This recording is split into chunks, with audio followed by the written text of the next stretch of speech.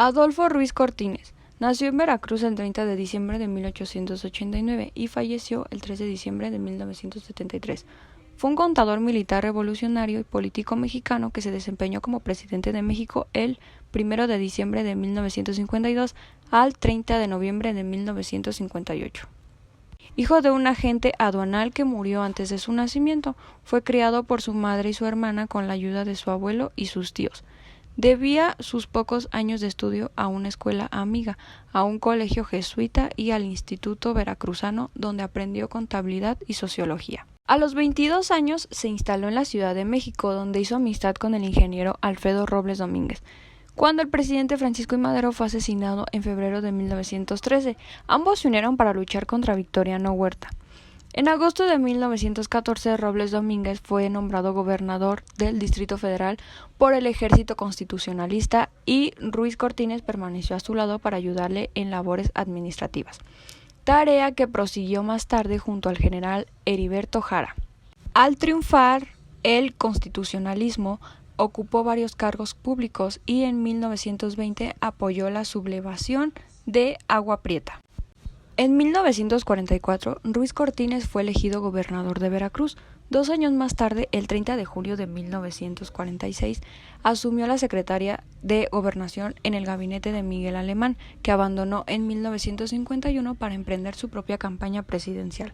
Como candidato del Partido Revolucionario Institucional, resultó elegido y asumió la presidencia el 1 de diciembre de 1952. Adolfo Ruiz Cortines tuvo que enfrentarse a la división del grupo en el poder, cristalizada en la disidencia de Enríquez Guzmán y a la impopularidad ocasionada por el gobierno alemanista. Además de haber dado muestras de autoritarismo, se había desprestigiado por la corrupción y el enriquecimiento de sus funcionarios, desarrollados como empresarios, en tanto que el alto costo de la vida afectaba a las clases trabajadoras. Ruiz Cortines trató de implantar mejoras sociales y su política se inclinó por la austeridad. Llevó a cabo además una campaña de moralización para contrarrestar la corrupción del sexenio anterior. Una de sus primeras medidas fue una reforma a la Constitución para otorgar a la mujer derechos políticos.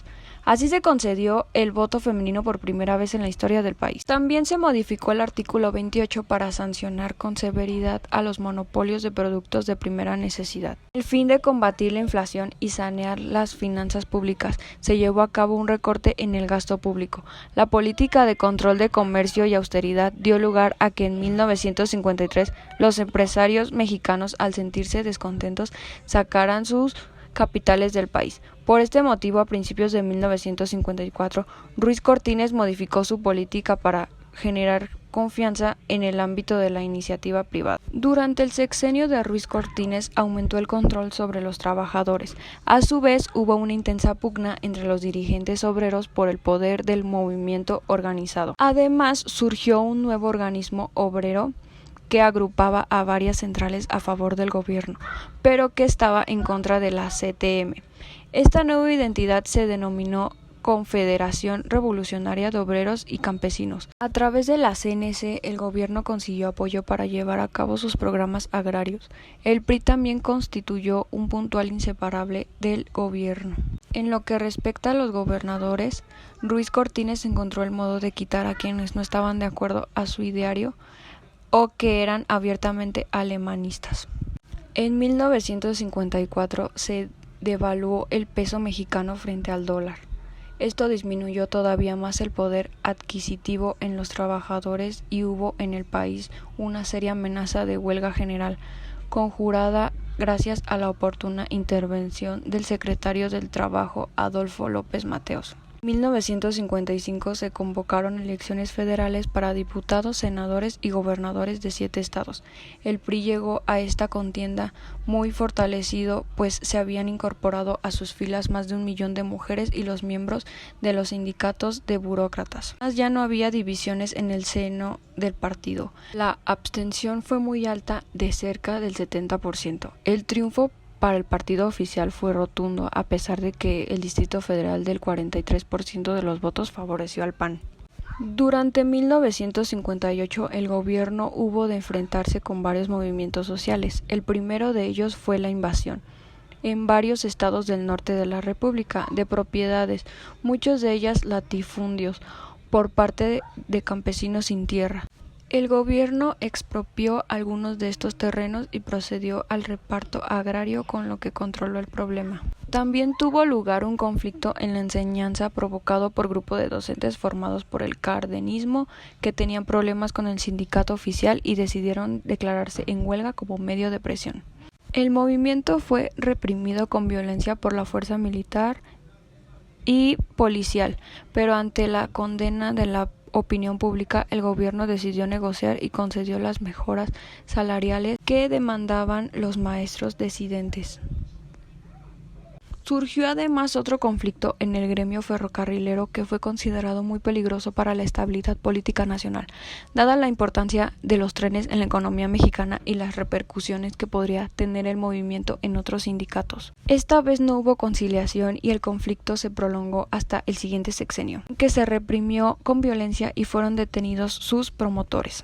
Las relaciones con Estados Unidos siguieron siendo cordiales. Gran cantidad de trabajadores mexicanos seguían emigrando. En 1954 se firmó un nuevo acuerdo según el cual Estados Unidos los contrataría en la frontera, con lo que se ahorraba el costo de transporte y se comprometía a otorgar el seguro de desempleo. Por otra parte, para evitar el paso de ilegales, se intensificó la vigilancia con una operación conocida como Jetback y tuvo lugar una deportación masiva de indocumentados. La primera época de su mandato, Ruiz Cortines trató de evitar los créditos extranjeros, pero a partir de 1955, al inicio de la política de desarrollo estabilizador, se valió de ellos para mantener los precios estables y favorecer la acumulación de capitales por medio de exención fiscal. Era necesario impulsar el crecimiento económico y el desarrollo industrial.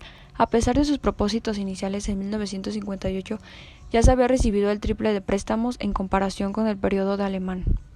La inversión extranjera directa, a diferencia de lo ocurrido en años anteriores, se destinó principalmente a la industria manufacturera y al comercio. Comenzaron a surgir grandes tiendas departamentales dirigidas en especial a las clases medias deseosas de consumir todo tipo de novedades. Cerca del final del sexenio, ya en 1957, se definió una de las reglas de la política mexicana en la selección del candidato del PRI. La última palabra sería la del presidente de la República. Por primera vez eligió a un candidato oficial sin que surgiera gran desacuerdo en el grupo del poder. De este modo se lanzó la nominación de Adolfo López Mateos, que sucedería a Ruiz Cortines en la presidencia de México.